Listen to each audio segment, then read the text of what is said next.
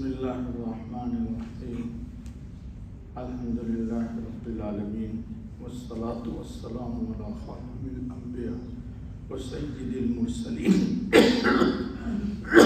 سیدنا محمد وآلہ واصحابہ اجمعین. درود پاک پڑھیے. اللہم صلی علی سیدنا محمد وعلى آل سيدنا محمد صلاة تنجينا بها من جميع الأحوال والآفات وتقضي لنا بها جميع الحاجات وتطهرنا بها من جميع السيئات وترفعنا بها عندك أعلى الدرجات وتبلغنا بها أقصى الغايات من جميع الخيرات في الحياة وبعد الممات إنك على كل شيء قدير. دوستو بزرگوں، آج خطبے میں اصل عنوان ہے اللہ کی نعمت اور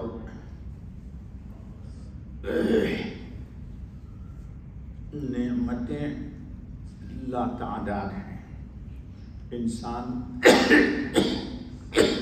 ان نعمتوں کو شمار کرنا چاہے تو شمار بھی نہیں کر سکتا،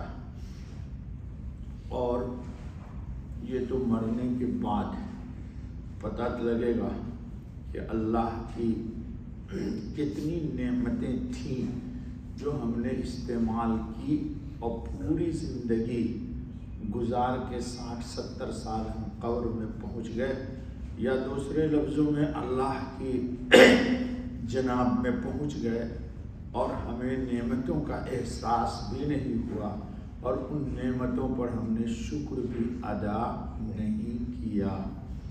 اللہ ہم سب کو معاف کر دے. نعمتیں حصی بھی ہے جو آپ محسوس کرتے ہیں، اور کچھ نعمتیں وہ ہیں جو روحانی ہیں.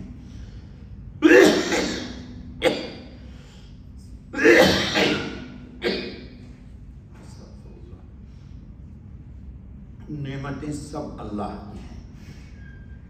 روحانی نعمتوں میں تقوی کی نعمت، یہ اتنی زبردست نعمت ہے اللہ کی کہ یہ جس بندے کو مل جائے اس کی دنیا بھی سنور جاتی اور اس کی عقبہ بھی نکھر جاتی. دنیا میں بھی وہ کانٹوں سے الجھتا نہیں ہے، گندگیوں میں لت پت نہیں ہوتا، اپنے ایمان کو ہر طرح کی گندگی آلائش سے، ناپاکی سے، نجاست سے، غلاظت سے بچاتا ہے. کیوں بچاتا ہے؟ کہ تقوی کی نعمت کی بنیاد پر انسان کلین ہو کر کے، صاف شفاف ہو کر کے، نکھر کر کے، نور ایمان سے مزین ہو کر کے اللہ نور السماوات والارض سے اس کی ملاقات ہو جاتی ہے. اللہ ہم کو انہی لوگوں میں لائے. جی، لیکن اس کے لیے قربانیاں ہیں. تقوی کا ترجمہ دوستو ہمارے یہاں کتابوں میں ڈرنا بھی کیا گیا ہے، لیکن تقوی کا ترجمہ صحیح معنی میں ہے اللہ کے غضب کے کاموں سے بچنا.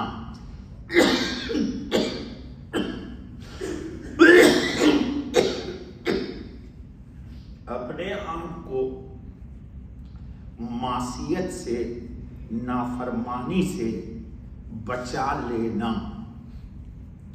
اور نافرمانی دو طرح کی ہے، ایک ہے ظاہری نافرمانی اور ایک ہے باطنی نافرمانی. ہمارے اللہ چونکہ رب ہیں، ان کا استحضار اللہ ہم کو عطا فرمائے. جی، اللہ کا استحضار کیا ہے؟ بندہ یہ تصور کرے ہر وقت کہ اللہ میرے ساتھ ہے، اللہ مجھے دیکھ رہا ہے. جی تو جب اللہ مجھے دیکھ رہا ہے، اللہ میرے ساتھ ہے، تو مجھے ایسا بے غیرتی کا کوئی کام نہ کرنا چاہیے جو ان کے لحاظ اور خیال کے خلاف ہو. جیسے ایک بیٹا باپ کی موجودگی میں، ابا کی موجودگی میں وہ کسی ناجائز تعلقات کو بحال نہیں رکھتا. جی جس سے اس کا ناجائز تعلق ہے اس کو اشارہ کر دیتا، دیکھو میرے ابا آ رہے ہیں، تو ذرا کھسک جائے ادھر سے، یا خود ہی کھسک جائے گا.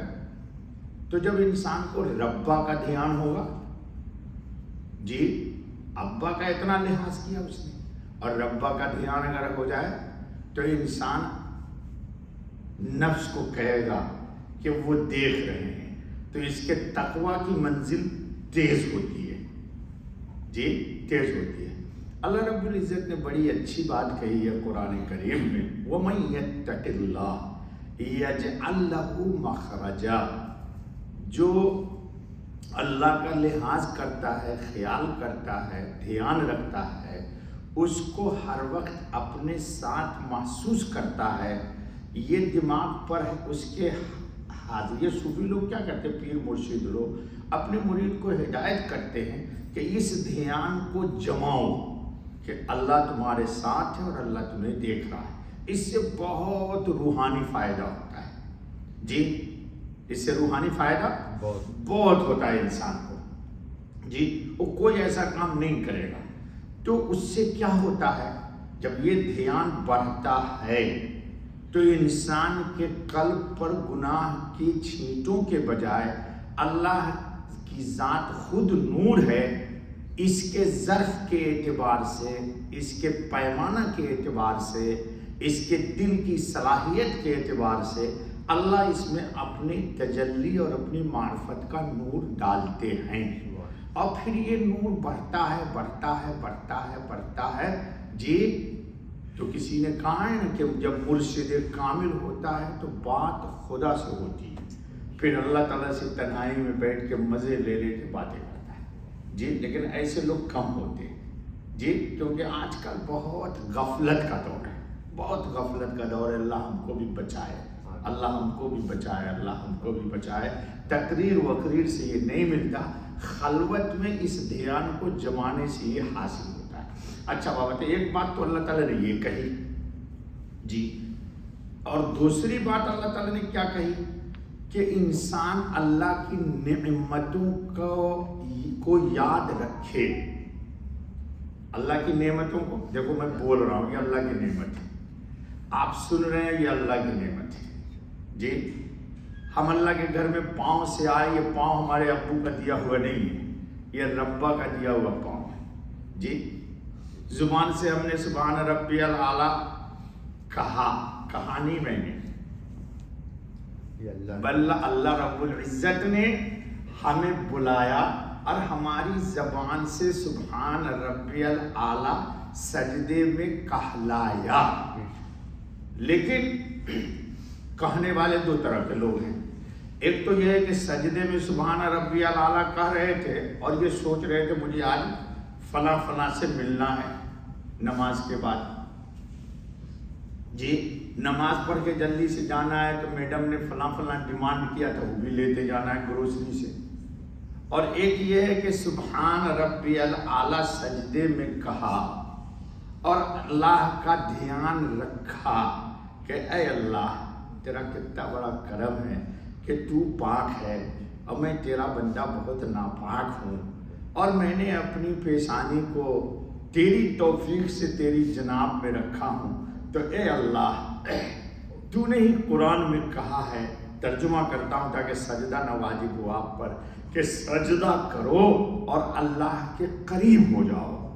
لیکن یہ دھیان میں سمجھتا ہوں مسجد میں 2-4 لوگوں کو ہوتا ہوگا کہ سجدہ میں میں اس وقت اللہ کے قریب ہوں تو کیا سوچتے ہیں سبحان ربی اعلیٰ سبحان ربی اعلیٰ سبحان، اتنا ویری بگ فاسٹ مارتے ہیں سبحان ربی اعلیٰ سبحان کہ ہمیں. جی اور یہ اچھے خاصے لوگوں کی بات میں کر رہا ہوں، میرے جیسے جو لوگ جن کو آپ دیندار کہتے ہیں ان کی باتیں کر رہا ہوں. جن کو ہم دیندار نہیں کہتے ان کی تو بات چھوڑ ہی دو آپ. جی جن کو آپ سمجھتے ہو نا معاشرے میں کہ یہ بہت سولٹ لوگ ہیں، ان کا بھی حال وہاں اللہ کے قریب نہیں ہوتے۔ اس لیے نماز کا جو رنگ چڑھنا ہے، جو لوڈ ہونا تھا،